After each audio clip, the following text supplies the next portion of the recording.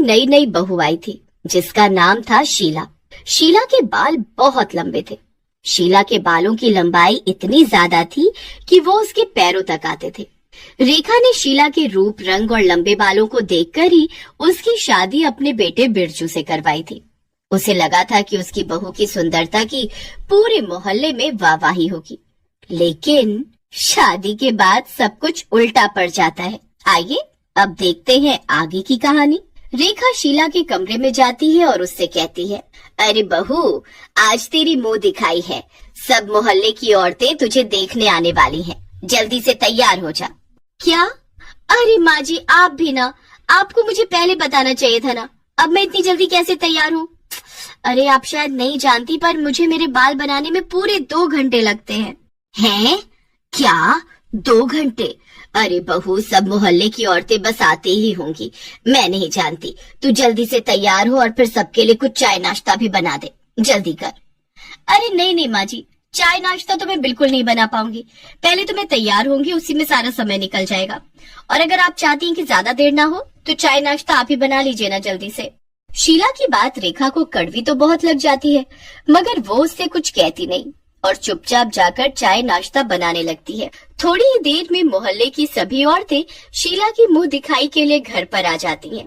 शीला इतनी जल्दी अपने बाल नहीं बना पाती, इसलिए वो खुले बालों में ही सबके सामने आ जाती है। शीला को ऐसे देखकर सभी औरतें जोर जोर से हंसने लगती हैं। वाह वाह बहू, तेरे बाल तो बड़े लंबे हैं, पर क्या तुझे गर्मी नहीं लगती जो ऐसे बाल खोलकर घूम रही है? हाँ?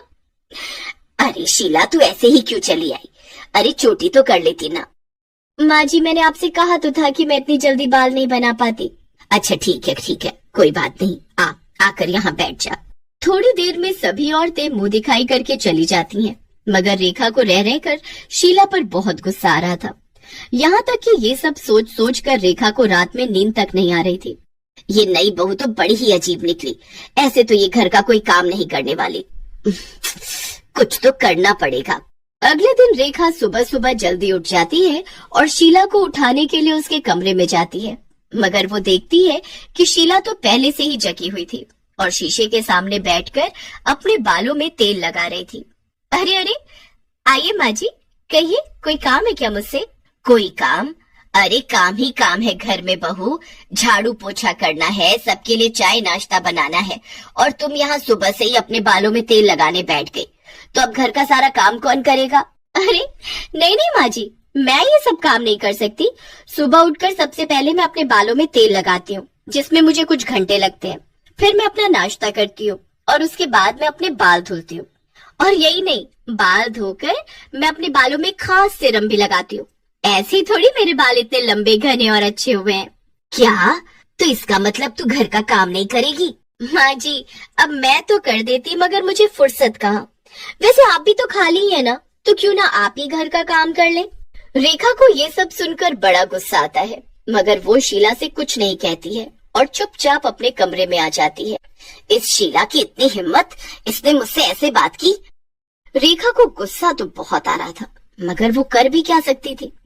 ऐसे ही कई दिन बीत जाते हैं, मगर शीला की हरकतें कम होने का नाम ही नहीं ले रही थी। वो दिन रात बस अपने बालों को ही सजाया संवारा करती थी। यही नहीं, शीला ने मोहल्ले के ही एक ब्यूटी पार्लर में जाना भी शुरू कर दिया था, जहाँ जाकर वो अपने बालों में कई अलग अलग चीजें करवाया करती थी। इसमें वो कई सारे पैसे भी उड़ा देती थी। एक दिन रेखा को बहुत गुस्सा आता है और वो ठान लेती है कि किसी भी तरह से शीला के बाल कटवा के ही रहेगी। यही सोचकर रेखा उस ब्यूटी पार्लर वाली से मिलने जाती है।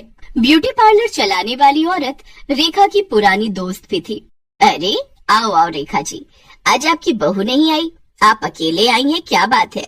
क्या बताऊं, मैं तो उससे तंग आ गई हूँ कमला।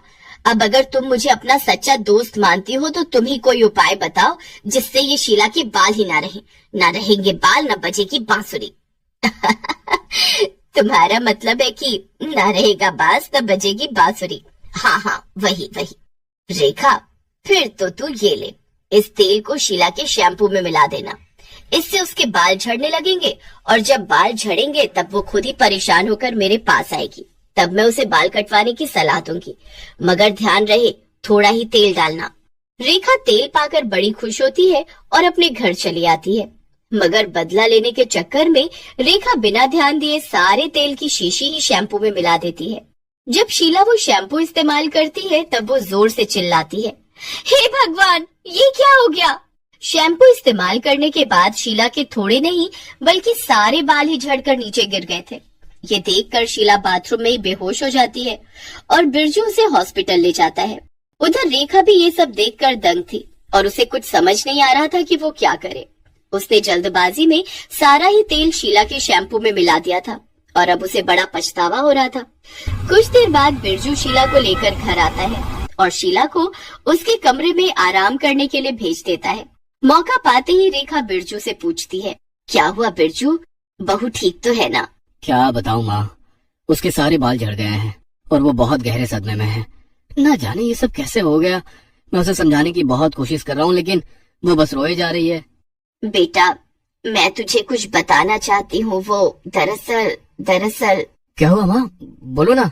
वो शीला के बाल झड़ने के बारे में मैं तुम्हें कुछ बताना चाहती हूँ। असल में वो रेखा बिरजू को सब सच बताने ही वाली थी कि तभी शीला गुस्से में घर से बाहर निकल जाती है। अरे शीला, कहाँ जा रही हो, रुको। बिरजू और रेखा दोनों शीला का पीछा करते हुए उसी पार्लर में पहुंच जाते हैं जहां पर शीला आखिरी बार गई थी। वहां पर पहुंचते ही शीला ने ब्यूटी पार्लर की मालकिन को धक्का दे दिया और उसे जमीन पर गिरा दिया। फिर शीला उसके ऊपर कैंची लेकर बैठ गई। अरे अरे, कोई रोको इसे, ये पागल हो गई है, बचाओ मुझे, इस पागल से बचाओ। तू ही है वो जिसने मेरा ये हाल किया है। कहाँ मैं इतने घने लंबे बाल लेकर घूमती थी और कहाँ बच्चा बच्चा मुझे गंजी चुड़ैल कहकर चिढ़ा रहा है। तुझे तो मैं जान से मार दूंगी। तभी वहाँ पर बिरजू और रेखा भी पहुँच जाते हैं और दोनों शीला को रोकने की कोशिश करते हैं। अरे शीला, ये तुम क्या कर रही हो? अरे अरे छोड़ दो उसे, ऐसा मत करो। अरे वो मर जाएगी, इसमें उसकी क्या गलती है शीला? और क्या, वैसे भी मैंने तुम्हारे बाल नहीं उड़ाए हैं, इसमें तो तुम्हारी सास का ही हाथ है। मैंने वही किया जो उन्होंने मुझसे करने को कहा था। मेरी सब में कोई भी गलती नहीं है। उस औरत की गवाही से रेखा की पोल खुल गई और शीला और बिरजू ये सब सुनकर हैरान थे। क्या ये सब आपने किया है? मगर क्यों? आखिर क्या मिल गया आपको ये सब करके? क्यों आपने मेरी जिंदगी बर्बाद कर दी? हाँ माँ, आखिर आपने ये सब क्यों किया? अपनी ही बहू के साथ कोई ऐसा करता है क्या भला? अरे तो मैं और क्या करती बेटा, ये सारा दिन बस अपने बाल बनाती रहती थी, घर के किसी काम को हाथ नहीं लगाती थी और मुझे पलटकर जवाब भी देती थी। इतना ही नहीं, इसके चक्कर में सारे मोहल्ले वाले मेरा मजाक उड़ा रहे थे। तो इसलिए आपने मुझे गंजा कर दिया ताकि लोग आपका मजाक न उड़ाएं और आपके घर के काम अच्छे से हो सके। अरे नहीं, मैंने ये बिल्कुल भी नहीं चाहा था। मैं तो बस इतना चाहती थी कि तुम्हारे थोड़े से बाल कम हो जाएं ताकि तुम घर पर ध्यान दो, लेकिन ये तो पूरी गड़बड़ हो गई। मुझे माफ कर दो शीला, मैं नहीं चाहती थी कि तुम्हारे सब बाल झड़ जाएं। रेखा को ऐसे माफी मांगते देखकर शीला कुछ भी नहीं बोली और वापस घर चली गई। उसकी चुप्पी देखकर सभी लोग हैरान थे। चलो माँ, घर चलो, शायद शीला ने आपको माफ कर दिया है। हम घर चलकर उससे बात करेंगे। अभी चलो यहाँ से, यहाँ काफी तमाशा हो चुका है। बिरजू रेखा को लेकर घर आ गया, लेकिन शीला अपने कमरे से बाहर नहीं आई। अगले दिन सुबह सुबह जब रेखा नहाकर निकली तो शीशे में खुद को देखकर बहुत तेज चिल्लाई, नहीं, ये क्या हो गया? उसकी चीख सुनकर शीला और बिरजू भी वहां आ गए। रेखा के सर के भी सारे बाल झड़ गए थे और अब वो भी शीला की तरह ही गंजी हो गई थी। ये सब क्या है? ये कैसे हो गया माँ? आपके भी सारे बाल कैसे झड़ गए? अरे मुझे क्या पता, मैं तो बस नहाने गई थी, ना जाने कैसे मेरे सारे बाल एक साथ झड़ गए। मुझे कुछ समझ नहीं आ रहा कि ये सब कैसे हो गया। तभी रेखा की नजर शीला पर जाती है और वो एकदम शांत खड़ी थी। उसकी चुप्पी बहुत कुछ कह रही थी। शीला, तू इतना चुपचाप क्यों खड़ी है?